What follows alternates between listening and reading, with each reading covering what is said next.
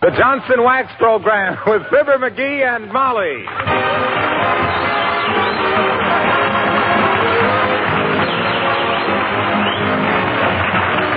The makers of Johnson's Wax and Johnson's Self-Polishing Glow Coat present Fibber McGee and Molly, written by Don Quinn, with songs by Martha Tilton and the King's Men, and music by Billy Mills. The show opens with Sing a Song of Spring.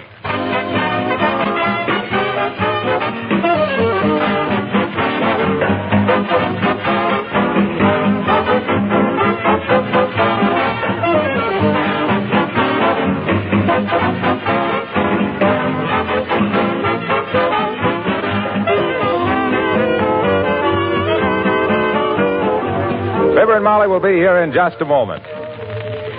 One of the most interesting things to me in all of business is the way chemists and engineers are constantly improving old products and bringing out new ones. The last time I went through the Johnson's Wax laboratories, for example, I got a big kick out of all the things they've been doing with wax.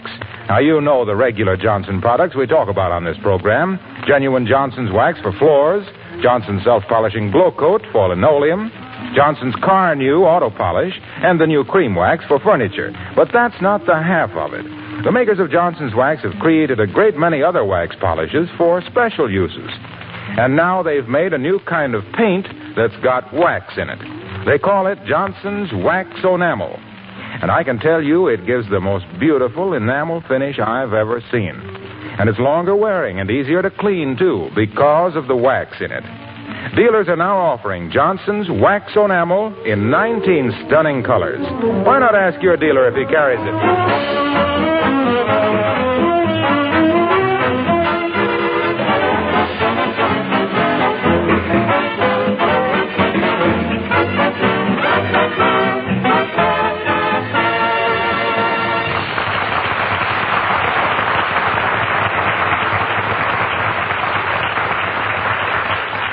The saddest phrase to man or mouse is, "Come on, sweetheart, let's clean the house." And here at number 79, where life till now was smooth and fine, comes labor, tough and acrobatic, like hauling junk down from the attic. Wives wallow in it, men think it folly, like these two, Fibber McGee and Molly.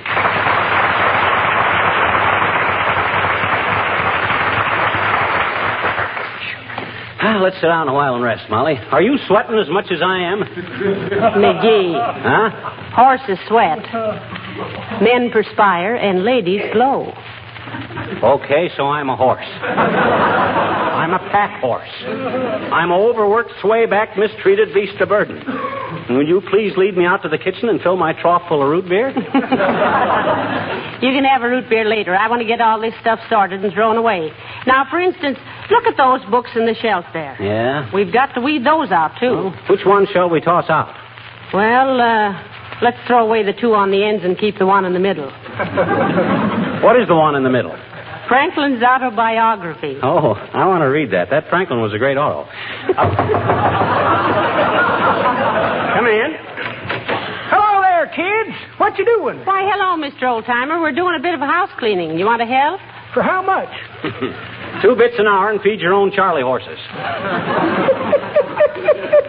That's pretty good, Johnny. But that ain't the way I heard it. The way I heard it, one feller says, t'other feller, says,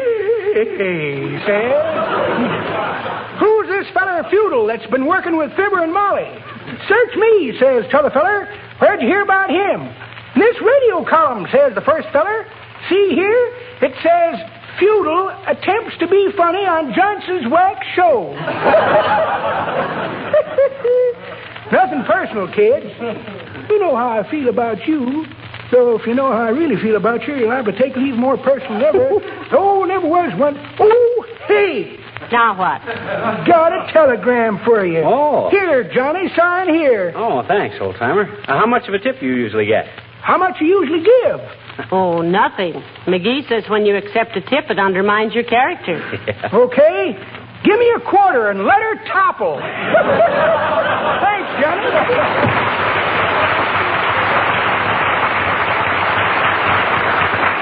Well, who's the wire from, McGee? I'll see. Hey, it's from my brother, Alexander. Zan? Yeah. Why, you haven't heard from him in a long time. No. What's he say? Says arrived okay in San Francisco. Tough trip, tired but happy. What's he mean, tough trip? Oh, he lost an election bet and had to push a peanut with his nose from New York to San Francisco. Yeah. Heavenly days. Well, he still made pretty good time, didn't he? Oh, I don't know. He bet against McKinley.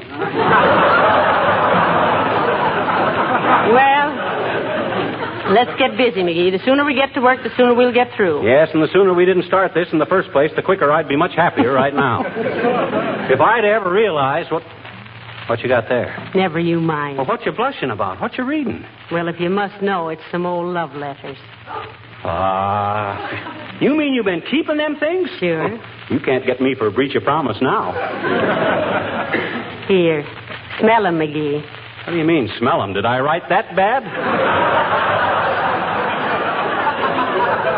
Now, don't be silly. I've been keeping them in sachet. Well, you can sashay right back up to the attic with them. I don't want them things laying around. Well, I promise you, dearie, as soon as I read them through once more, they'll be burnt up. And so will I.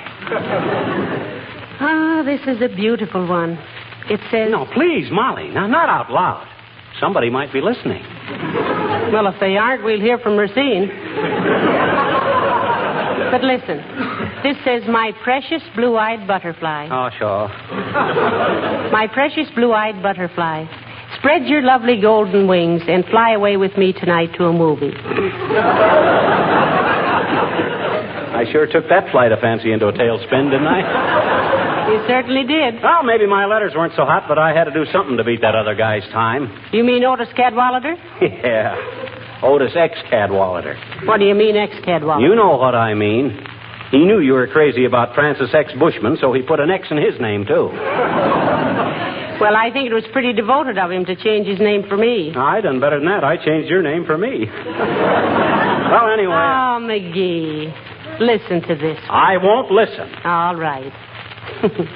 Heavenly days. This is sweet. What's it say? I guess I kind of got a morbid curiosity about them. When a guy realizes what a drip he's been, it's too late to fix the faucet.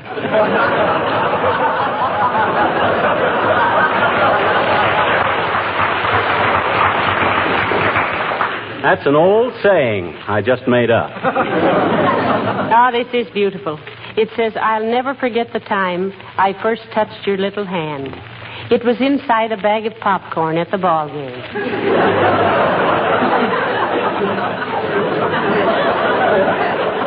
That's disgusting. Mooning over touching a gal's greasy little mitt in a big bag of salty popcorn. Will you hear some of the others? I don't want to hear any more. Are we going to get this house cleaned out or aren't we? Oh, there's no hurry, dearie. I'm having fun. Oh, I'm not. And if you persist in reading that tripe, I'm going to... You're going to what? I'm going to lock myself away somewhere so I won't hear you. Well, go ahead. Well, I will. Where? Right in here.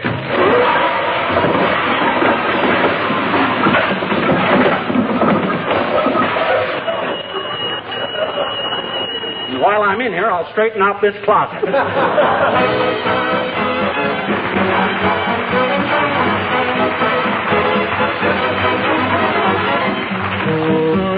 The King's Men sing Little Brown Jug.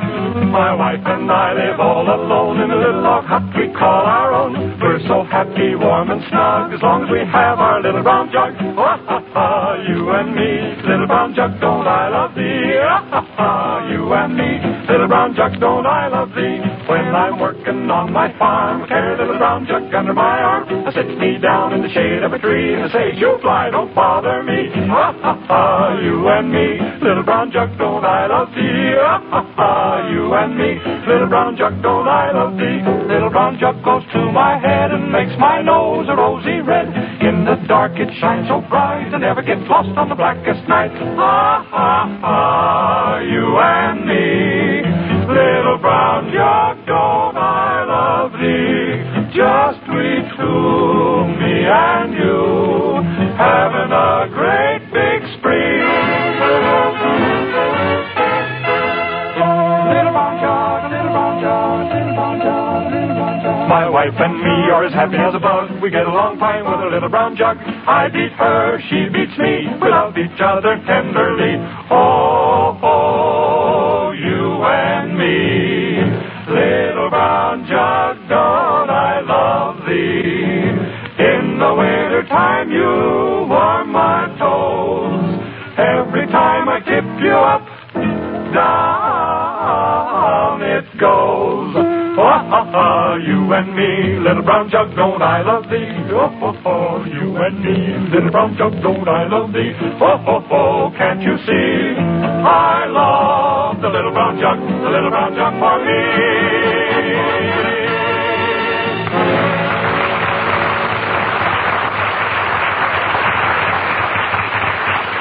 Hey, Molly, I'm thirsty. Can I have some root beer now? Later, McGee, later. Take that last box of rubbish out and then start taking the slip covers off the furniture. Oh, I want some root beer. Here I've been busting my biceps hauling this junk around, and you've been sitting there reading my silly old love letters. Well, they're not silly. Ah. They're beautiful. Oh.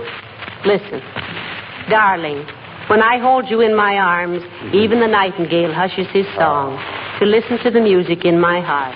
Yeah. The moon... Hello, folks. How's everything? Why, hello, Mr. Wilcox. Hi, Harlow. Well, what are you looking so grumpy about, pal? Well, he's annoyed with me, Mr. Wilcox. Just because I found some of my old love letters in the attic and I've been reading them. Well, Dad, it ain't that enough to be annoyed about? Stuff a guy writes in his flaming youth makes him sound like a clinker at my age.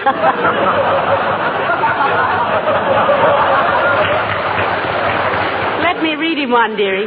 Mr. Wilcox will judge for himself. No. Don't be a pest with my past. Don't listen, Wilcox. Oh, I want to hear this, Fibber. I was young once myself, you know. Oh, yeah? You can't kid me. You were born in Racine, Wisconsin at the age of 25. With a derby hat, and your nurse used 3-cornered order blanks for diet. McGee. Okay, they got it anyway. That's enough of that now. Okay, go ahead, Molly. Read my love letters to Wilcox. Break his heart, if any. What matters if I, poor fool, little knew that my innermost thoughts, my most sacred feelings would be torn asunder for the laughter of the mob. What if I... Oh, pipe down, Pagliacci. Your makeup is running. Go ahead, Molly. Let me hear one of the great lover's little outbursts of passion. Well, here, I'll pick one out at random, Mr. Wilcox. The ink's a little faded, but I think I can make it out. Yeah, when I write a letter, I make sure the ink stays. When you do anything, it ain't... McGee.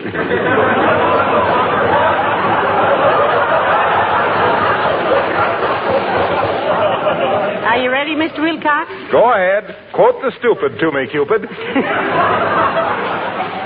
Well, this one says, Dear Moonbeam. Moonbeam. Yes. Dear Moonbeam, I could not sleep last night for thinking of your sweet face. I didn't write that stuff. I got out of bed and dressed and walked over to your house and stood under your window thinking of you lying there asleep with your lovely hair forming a Niagara of gold on your silken pillow. Suddenly I burst into song like a troubadour of old, serenading his loved one. Then your window opened softly, and I got a pitcher of water on my head. Why didn't you tell me you had changed rooms with your old man, sweetheart? That's right, Molly. If you haven't got any more regard for my feelings... Oh, be quiet, Fibber. What are you crabbing about? That stuff about the Niagara of gold was pretty snappy. Well, I don't care if it was... Huh? You think it was, huh? Certainly. Oh. Certainly it was. And, baby, I know love letters when I hear them, too. Really? Why, sure. I get love letters all the time. Subtle, ain't he, folks? The Army deferred him when they heard the flat-footed way he gets into these things.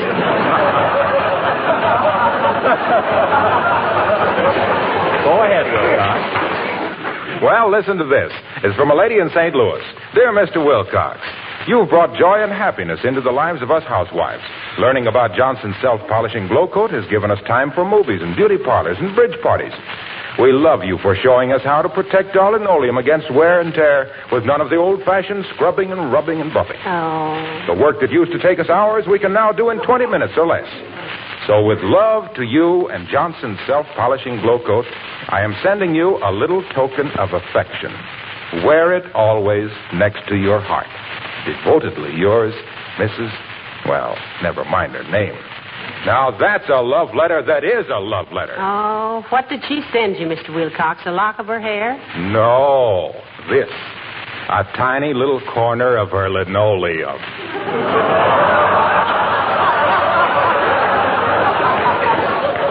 Isn't it beautiful? Oh, stop kissing it, you big ninny. Well, when you use Glue Coat, you can afford to wear your heart on your sleeve, pal. It makes work so easy you don't have to roll them up. So long now.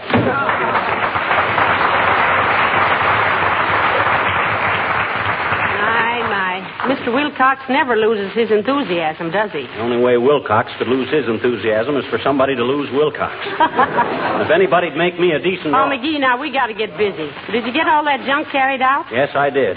While you were daydreaming over them slushy little missiles of mine. No, you don't mean missiles. You mean missives. I do not. Missive means big, oversized. No. That's massive. I thought a massive was the guy that gave you a massage. Nah, that's a masseur. Masseur is Mr. in French. That's Monsieur. Well, then what's a missile? A missile is something you throw. That's what I say. Throw them letters out. I ain't going to stand around here and have everybody snickering at me. I'm just... McGee, calm yourself and call the junk man to haul away that rubbish. Okay, give me the phone. Here. Thanks. Hello, operator. Give me the Wistful Vista Junkyard at 14th and... Oh, is that you, Mert? Every year the same thing. How's every little thing, Mert? Says, eh? What's say, Mert? Your little brother. Say what? Cut off his feet. Oh, McGee, how awful. Oh, it was nothing. Her kid brother wanted to build a fire without matches at the Boy Scout show. It was quite a feat, but they didn't have time for it. What's say, Mert? Oh, I'll call him later. Yeah, so long. Huh? What's say, Mert? Your little sister. She what? McGee, please, not another. Oh. Okay. Tell me next week, Mert. Can't get the junk man on the phone, Molly. Why not? The junk man cut the wire down. What for? Junk.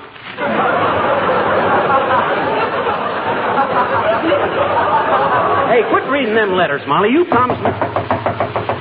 Who's that? Let me see. Oh, it's Mrs. Uppington. Surely you don't mean Mrs. Abigail Uppington, the prominent, in certain places, society leader. In the flesh.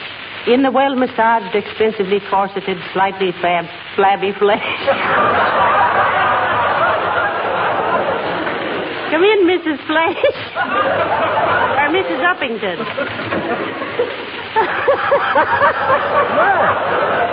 How do you do, Mrs. Uppington? Why, this is a surprise. How do you do, Mrs. McGee? And Mr. McGee. Hi, Fabby. What cosmic upheaval has lured you out of your perfumed bower? Oh, it's Fifi. Fifi is lost. Oh, heavenly days, your Pekingese? Yes, my darling little Fifi. My baby. Oh, I'm so upset, really. Oh, well, calm yourself, Uppy. Where was the little perp twerp seen last? Then how was she dressed, Abigail? She was last seen down the middle of the block, and she had on her best rhinestone collar, her Saks Fifth Avenue sweater, and her little I. Miller booties. Don't that make you sick, Molly? I mean, to think of Fifi being lost. Yes, and better dressed than I am, too. Now, please, my dear, no levity. I am horribly perturbed. Why don't you advertise for her, Uppy? Oh, it wouldn't do the slightest good, Mr. McGee. Fifi can't read. Well, have you searched the neighborhood, Abigail? Oh, yes. My butler, Witherspoon, spent the entire afternoon searching for her, going round and round the block calling Fifi, Fifi, Fifi. With what results? With the result that he was soundly trounced by a brutal truck driver at whom he happened to be looking when he last called Fifi. Well, don't worry about her, Abigail. She probably eloped with some traveling Airedale.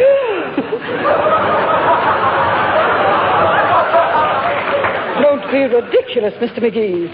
Fifi would have nothing to do with other dogs. Why, she was almost as human as I. Well, now that golden opportunity has slipped past, let's drop it.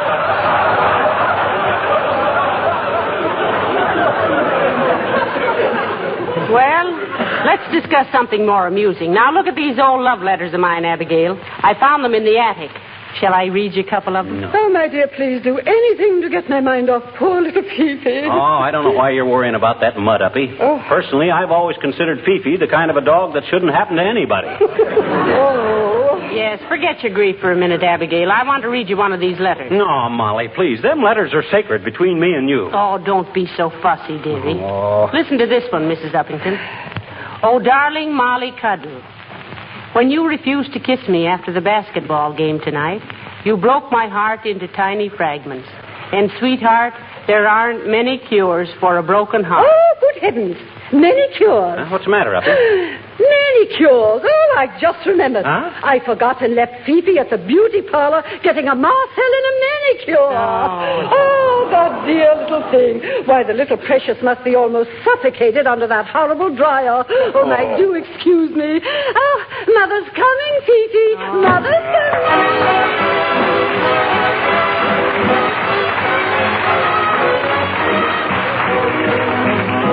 Martha Tilton sings Bayou, Bayou. Bayou, Bayou, the Louisiana lullaby. It's sweet and low. You sing it as you rock a bye. Bayou, Bayou, the Louisiana lullaby. It's blue, I know. It makes the weeping willow cry each night by the light of the moonbeam. I can hear it calling softly. It seems to whisper, come back with your June dreams. Southland's waiting. Dixie wants me. Bayou, Bayou, I wish I hadn't said goodbye. I love it so, the Louisiana lullaby.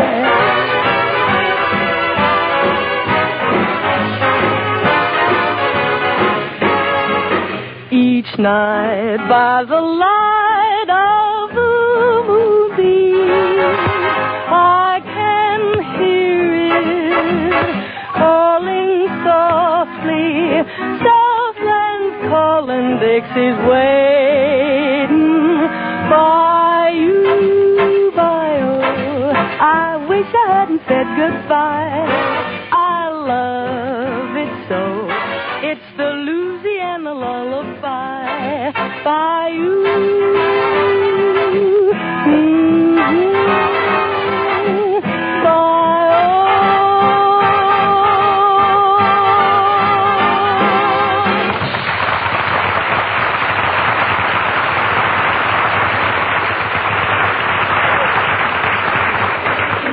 Molly. Hey, Molly.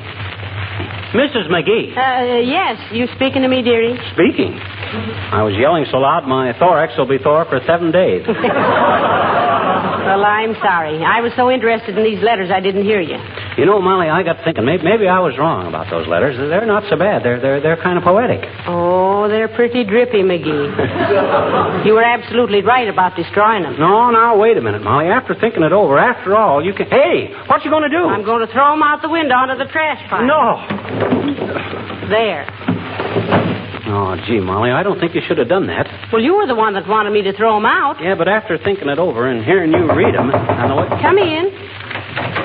Oh, hello there, folks. I do hope I'm not intruding. Hi, Wimple, old man. Of course you're not intruding, Mr. Wimple. We were just cleaning out some old rubbish. Old love letters and things. Oh, I could imagine a man writing a love letter to you, Mrs. McGee. But my wife, she'd never stand for such nonsense. Ah, come, Mr. Wimple. Every woman has a streak of sentiment down in her heart someplace. Not if she hasn't got a heart down in her someplace. Your bitter half sounds like a pretty chilly character, Wimple. Oh, she's really a wonderful woman, Mr. McGee. And she's a great help to me when I'm writing verses for greeting cards. She is, really. Yes, indeedy. Lots of times when I'm sitting there beating my brains out for a rhyme, she comes in and helps me. I think I've met your wife someplace, Wimple. Could it have been on Halloween, riding a broom? Don't you ever lose your temper with her, Mr. Wimple? Oh, I've learned to control myself, Mrs. McGee. Yoga, you know. Yoga? How does it work, Wimple? Oh, just sitting still and concentrating, preferably in solitude, Mr. McGee. Oh. I just sit for hours and hours imagining that my soul is free. Sometimes I sit cross-legged all day long, locked in a little room under our front stairs. Well, what's the result? The result is that eventually my wife unlocks the door and I apologize and then she lets me out. Well, goodbye now. Don't come over to our house sometime. You'd hate it.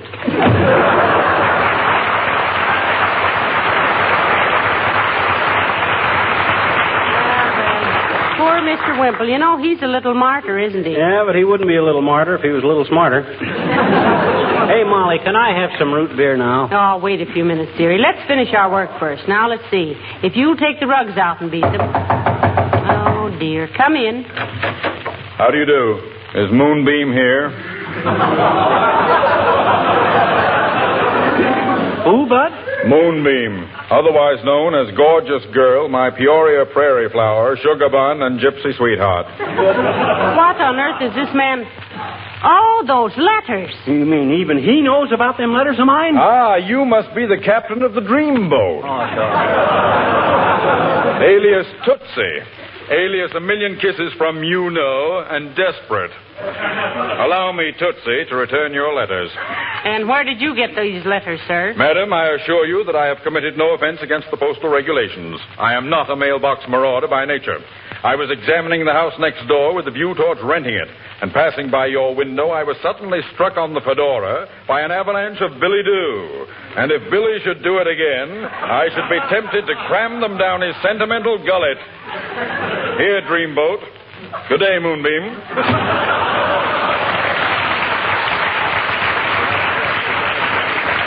The nerve of that guy. He read them. All right, dearie. Let me take them. Here, hey, what you going to do with them? I'm going to burn them. Give me a minute. Oh, now, wait a minute, Molly. Let's not be hasty. What do you mean? Well, in spite of my embarrassment, everybody that's read any of those letters, they thought they were pretty good, so I've been thinking maybe I could sell them to a magazine or some book publisher. Maybe they wouldn't be worth much, but it'd be something. You'll never publish my love letters, McGee. No, sir. I promised I'd burn them up, and I'm going to. Oh, Molly, please. Don't do that. You haven't got any right to. Oh, yes, I have, dearie. They were mine. Well, I wrote them, didn't I? No. What? These letters were for Motus Cadwallader.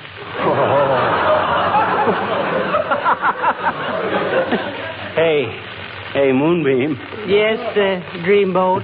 Can I have some root beer now?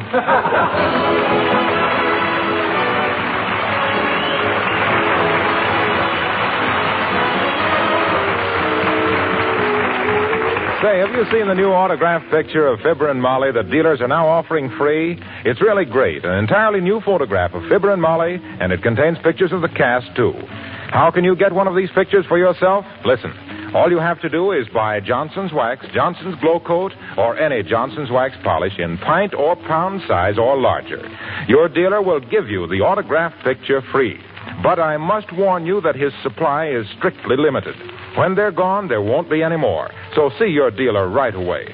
Buy Johnson's Wax, Johnson's Glow Coat, or any Johnson's Wax polish in pint or pound size or larger, and while they last, you'll receive this handsome autographed picture free.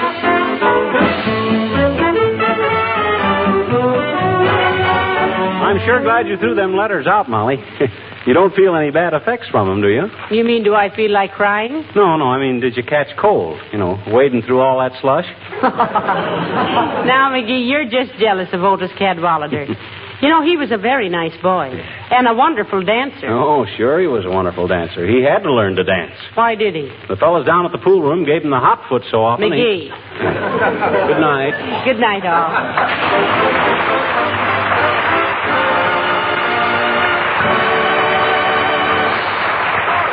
This is Harlow Wilcox. Speaking for the makers of Johnson's Wax Finishes for Home and Industry, inviting you to be with us again next Tuesday night, and reminding you that America's first line of defense is you and your support.